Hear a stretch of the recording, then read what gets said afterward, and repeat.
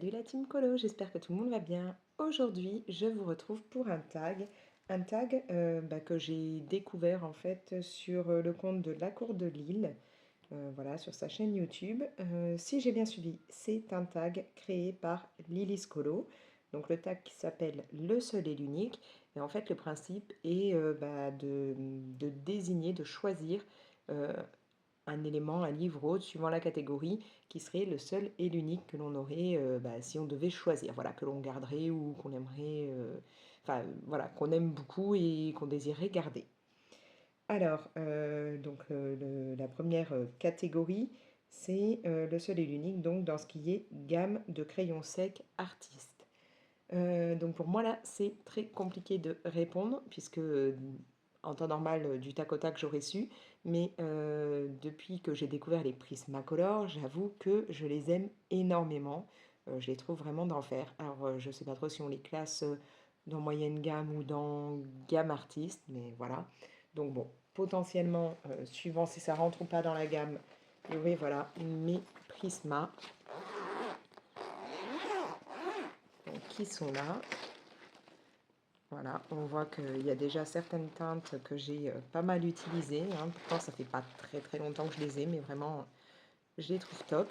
Maintenant, sinon, vraiment,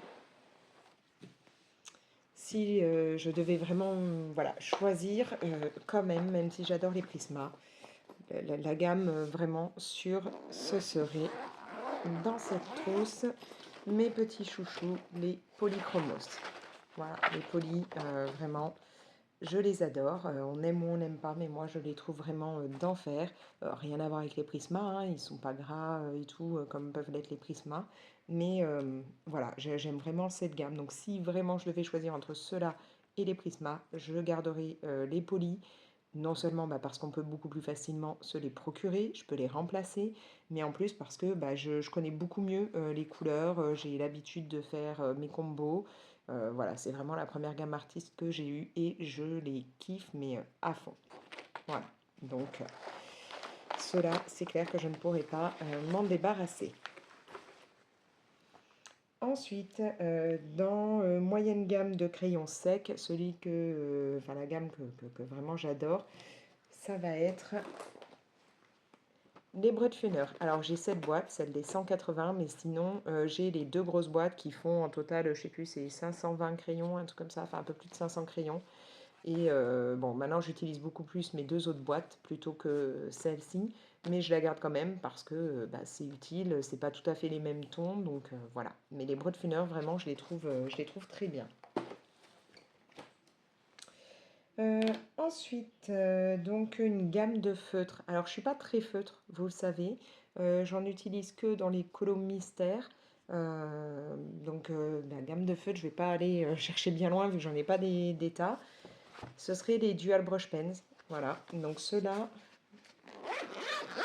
je les ai comme ça en trousse. Et puis j'ai un pack de réserve, dans une boîte plastique.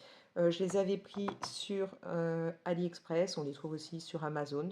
Là, on voit que voilà, j'en ai un que j'ai remplacé, que j'ai pris dans mon autre boîte. Alors, dans la boîte plastique, ils étaient avec un corps noir, dans la trousse avec un corps blanc, je sais pas pourquoi, mais bon, c'est les mêmes. Et ouais, ce serait ceux-là. En plus, je trouve que la pointe pinceau, elle est vraiment top.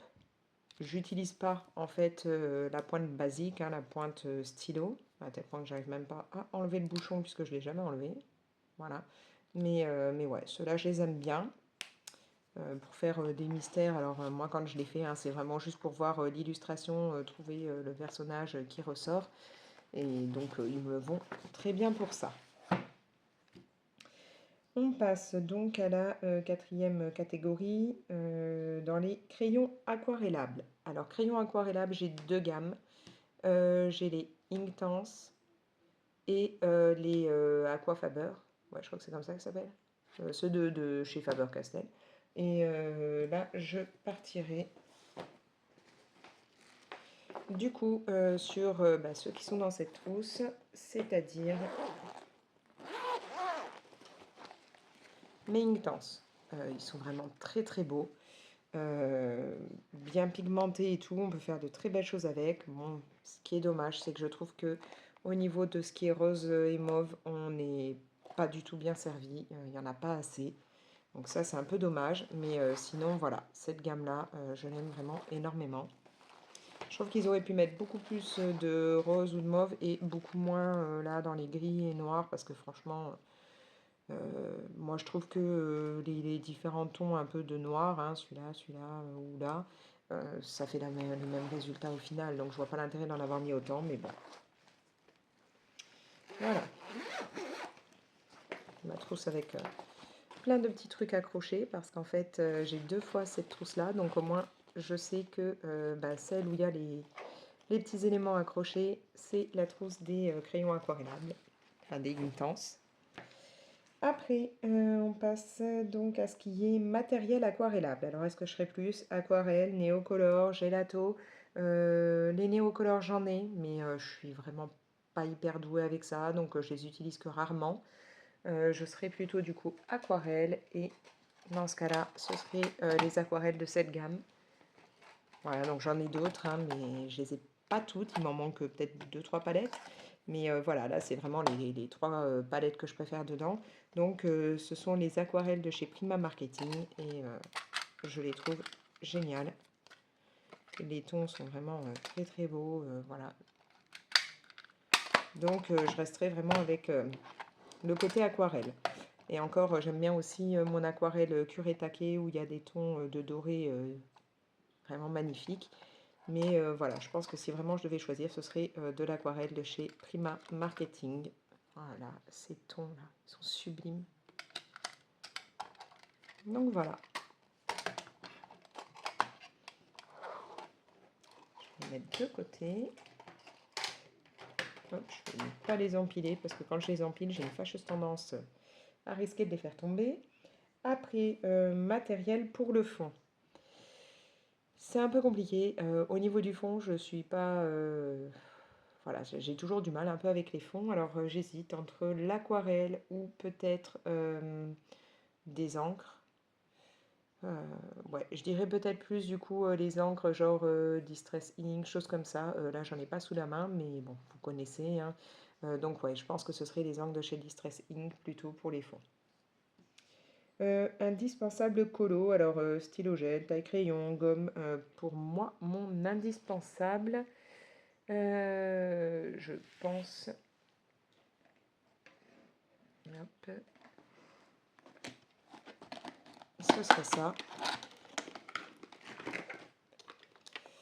Mon DAL 133. Vraiment, je l'utilise tout le temps. Bon, j'ai un autre taille crayon. Est-ce que je l'ai vers là? Je crois. Désolée, je vous fais un peu bouger parce que c'est mon téléphone est relié là et sur la perche accroché à ma desserte et donc c'est sur ma desserte que j'ai mon matos. Donc sinon j'ai ce taille crayon aussi là, le Staedtler que mon homme avait eu hein, par la marque et tout, il lui avait envoyé du matériel donc il avait eu celui-ci. Alors celui-là je l'utilise quand j'ai des crayons qui sont vraiment trop petits pour aller dans le dalle, mais sinon ce serait le dalle 133. Je l'adore, il est vraiment d'enfer. Ça fait quoi? Peut-être 3 ans maintenant que je l'utilise et voilà, je ne peux pas m'en passer. Si je dois aller en vacances et que j'emmène du matériel de colo, il vient forcément avec. Je vais reposer ça là, histoire de gagner un peu de place sur la table. Ensuite, eh ben, indispensable colo, on l'a fait. On passe 8 touches finales, encre métallique, stickle, Posca. Alors, touche finale, je mets toujours, où est-ce que j'ai mis ça? Ça doit être par là. Dans tous mes colos, il y en a. C'est ça. Mon stylo Uniball blanc, hein, donc Signaux, il y en a dans tous mes coloriages, soit pour faire bah, le contour de certains éléments, ou alors je rajoute des petits points, mais il y a toujours du stylo blanc, donc il y aurait ça. Ou alors vraiment, enfin, je sais normalement c'est un, mais bon, vraiment. Sinon, quand je veux que ce soit un peu plus sympa avec sa brille, c'est le Sheer Shimmer en spray. Donc ça aussi, c'est vraiment pas mal. Mais bon, s'il faut en choisir vraiment qu'un, c'est ça, c'est pareil, ça je l'emmène forcément en vacances, que ça non. Donc voilà, au choix ce serait vraiment le stylo blanc de chez Signo. Après, donc on passe 9e catégorie, donc ce qui est livre Disney, alors un seul et unique. Bah, du coup, ce serait ce livre. Je viens juste de l'avoir, c'est mon fils qui me l'a offert. Je n'ai fait qu'un colo pour le moment dedans et là, j'hésitais entre plusieurs, mais ça y est, je sais lequel je vais commencer après la vidéo. Donc vraiment tout récent hein, dans ma collection, mais bah, par rapport aux autres, il n'y a pas de colo qui vraiment me font dire que non, je les ferai jamais. Voilà. J'aime vraiment tout. Bon, je crois, si je me rappelle bien, hein, que j'avais vu qu'il y avait du Cars ou du Plans à un moment. Je sais plus si c'est dans celui-là. Si, c'est dans celui-là, hein. Quand j'ai fait la vidéo, que j'ai vu ça. Oui, voilà, le Plans. Je suis pas vraiment très fan de l'univers Cars ou Plans. Mais en soi, le colo en lui-même, je sais que je pourrais le faire. Voilà, je me dirais pas non, non, celui-là, jamais, comme je peux me dire dans d'autres livres où il me motive absolument pas. Là, bon, c'est pas un truc que j'adore, mais à la limite, les épis de maïs, je pense que je m'éclaterais à les colorier, donc voilà. Et c'est un livre où je me dis, ouais, celui-là, j'aimerais vraiment du coup pouvoir me le faire en entier parce qu'il est vraiment sublime. Donc en Disney, ce serait ce livre-là. Ensuite, on passe hors Disney portrait. Bah là, je ne vais pas pouvoir répondre à la question. Je n'ai pas de livres qui soient des livres que de portraits. Je suis pas mordue de ce qui est portrait. Je suis pas très bonne là-dedans, hein. Moi, je fais vraiment la teinte de peau version basique et tout. Je sais pas donner le volume au visage, faire des trucs de malade comme certaines peuvent faire. Donc, c'est pas mon trip. Voilà, je colorie parfois un des personnages ou autres, mais c'est pas vraiment un truc que j'adore. Donc, je n'ai aucun livre, juste portrait. Ensuite, hors Disney, non portrait. Bah là, c'est très très simple pour moi. Je pense que vous devez vous en douter. Je partirai dans le Spooky Girl. Ce livre, pour moi, c'est une petite pépite. J'adore l'univers, j'adore le côté un peu sombre, enfin voilà, creepy version Tim Burton. Je m'éclate dedans. Vraiment, c'est un livre que j'adore. Et voilà, j'aime pouvoir partir dans l'idée qu'au départ, c'est un livre un petit peu, on va dire, pas glauque, mais voilà, un petit peu spécial, et qu'au final, je peux lui donner des teintes peps et tout. Ce livre, pour moi, ouais, c'est une révélation. Je l'aime énormément. Après, illustratrice ou illustrateur, alors là, j'ai j'ai pas mal de coups de cœur, mais du coup, bah ouais, je pense que j'irai. Du coup, j'hésite entre deux. Avant, facilement, je vous aurais dit Cocoyo. Puisque voilà, j'aime beaucoup les différents livres qu'il peut y avoir. Il y en a, voilà, bah, des dans ce style-là. Il peut y avoir, voilà, des qui sont un petit peu plus glauques ou autres. Comme il peut y avoir le livre sur les champignons, des livres sur des sorcières. Voilà, il y a pas mal de choix. Donc j'aime vraiment bien. Et puis j'aime la façon dont c'est dessiné. Mais c'est vrai que maintenant, il y a aussi Kanoko et Guza que j'avais pas encore été dans les livres et je viens enfin de me lancer dedans et c'est vrai que j'aime aussi beaucoup cet univers. Mais bon, je pense que je garderai quand même Kokoyo. Voilà. Ensuite, 13, un type de colo, mystère, Disney, portrait, détaillé. Alors, mystère, non, c'est pas forcément ce que je garderai. Disney, j'aime ça, mais non, je pense pas. Portrait, j'aime pas.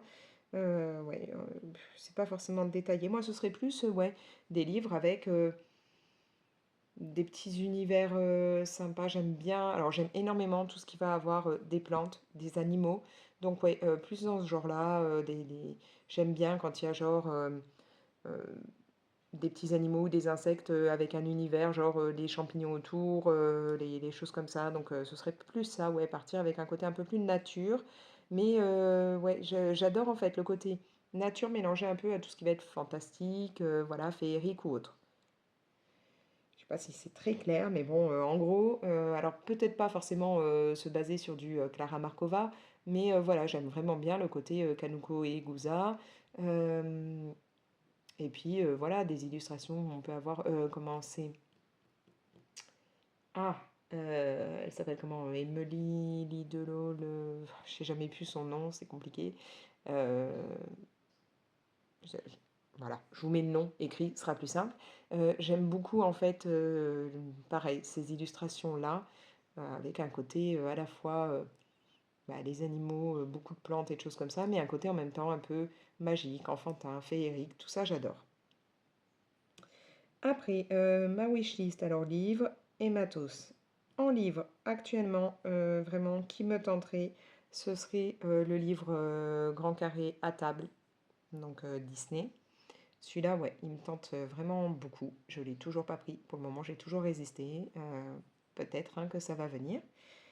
En matos, bah, ce serait des feutres à alcool. Voilà, là j'en ai donc quelques-uns de chez Action, mais j'aimerais bien en avoir un peu plus.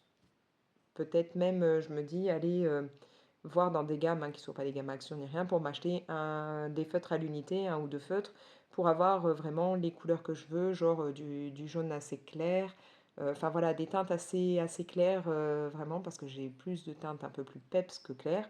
Et comme mon but c'est de mettre du crayon de couleur par-dessus, si je prends déjà une teinte qui est très vive, au niveau des crayons à mettre par-dessus, ça va être encore plus compliqué. Alors que je voudrais des teintes un petit peu plus douces pour pouvoir après bah, donner un côté bah, voilà, plus peps avec mes crayons. Donc ouais, ce serait des feutres à alcool. Genre, comment c'est là, les je sais plus, là, ceux d'Amazon, ça me dirait bien. Ensuite, mon endroit pour colorier. Bah, mon endroit pour colorier, c'est sur ma table de salon. Donc, table qui nous sert à tout, hein, à manger, les enfants font leurs devoirs, enfin voilà, à tout. Moi, j'ai pas de bureau ni rien, donc je colorie sur cette table.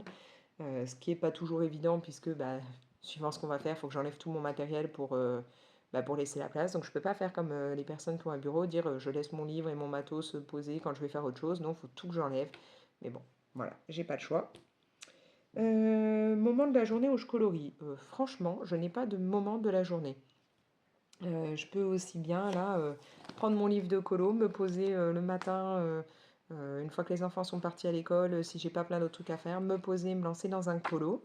Comme je peux faire ça dans l'après-midi ou le soir si mon homme est devant la console et que moi j'ai envie de colorier. Voilà, j'ai vraiment pas de moment particulier. C'est voilà, quand j'en ai envie, quand j'en ai le temps. Quelque chose que tu fais pendant ton colo. Alors, il y a eu un moment, beaucoup, je regardais, enfin, je regardais énormément les vidéos bah, d'autres personnes sur YouTube, hein, des colocopines et tout. C'est vrai que maintenant, je le fais un peu moins parce qu'en fait, bah, quand je regarde, j'aime voir ce qu'elles montrent ou ce qu'elles font sur l'écran. Donc, du coup, je suis moins à fond dans mon colo et j'ai tendance à faire des bêtises.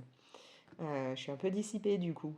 Alors parfois je mets des séries, mais où je vais pas forcément regarder, je vais me mettre des trucs où je vais pas avoir besoin en fait de vraiment regarder l'image, mais juste d'avoir le son. Mais bien souvent, ouais, ces derniers temps, le truc que je fais beaucoup en même temps que je colorie, c'est d'écouter des livres audio. Voilà. Ça me plaît énormément. Au moins comme ça, je sais que je ne vais pas avoir besoin de regarder une image et donc je reste plongée dans mon coloriage. Donc ça, j'aime beaucoup. Un carnet de colo. Alors moi, j'ai pas de carnet où, par exemple, pour noter, voilà, j'ai fait tel nombre de colos dans ce livre et il m'en manque tant à faire. J'ai juste mon petit cahier là où je note, en fait, bah là, vous avez ce qui est les challenges que je lance et puis bah, les colos que j'ai pu réaliser mois par mois, en fait, pour avoir le matériel que j'ai utilisé, les noms des personnes avec qui j'ai fait des duos. Voilà, j'ai juste ça.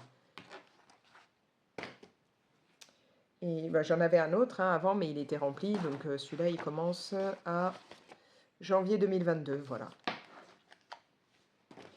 Après, bah voilà, on arrive au bout. Question 19, c'est objectif colo de 2023. Je me suis pas mis d'objectif. Franchement, il y a eu un moment où je voulais à tout prix me dire, voilà, j'avance au maxi le petit carré portrait. Alors j'ai beaucoup essayé d'avancer un moment, et puis là, c'est vrai que je suis pas allée dedans depuis longtemps. Ouais, non, j'ai pas de réel objectif, à part m'éclater. À la limite, ce serait même pas un objectif colo, c'est un objectif lié à cette passion. Ce serait bah, de rencontrer pas mal de personnes euh, bah, qui, pareil, ont la même passion pour pouvoir voilà, discuter de tout ça, échanger. Ce serait plus ça mon objectif de cette année. Essayer de rencontrer de vous rencontrer, hein, vous qui regardez mes vidéos, qui venez parler sur Insta ou autre, voilà, rencontrer des personnes. Donc, si vous êtes du sud, hein, dans les environs de Marseille ou voilà, n'hésitez pas à me le dire, hein, ce serait sympa de se voir. Et maintenant, donc, il faut taguer des personnes. Alors, je ne vais pas m'amuser forcément à taguer plein de monde, parce que j'imagine que beaucoup de personnes ont déjà fait ce tag. Et je ne suis pas du tout allée regarder qui l'avait fait ou pas. J'aurais pu taguer Anso Passion 27, j'aurais pu taguer Panoramimix, je sais pas, Clio Colo, Colorisera, la Cour de Lille, c'est chez elle que je l'ai vue. Donc, enfin voilà, je pourrais taguer plein de monde, mais j'imagine qu'il y a déjà beaucoup de personnes qui l'ont fait. Donc, au lieu de taguer directement des personnes, j'invite toutes les personnes qui ont envie de le faire, voilà, à le faire et à me dire du coup en commentaire, tiens, tu pourras aller voir, moi j'ai aussi fait cette vidéo, j'ai aussi filmé ce tag et j'ai fait une vidéo, donc n'hésite pas à aller regarder. Voilà, dites-le moi en commentaire, comme ça je pourrais aller jeter un coup d'œil.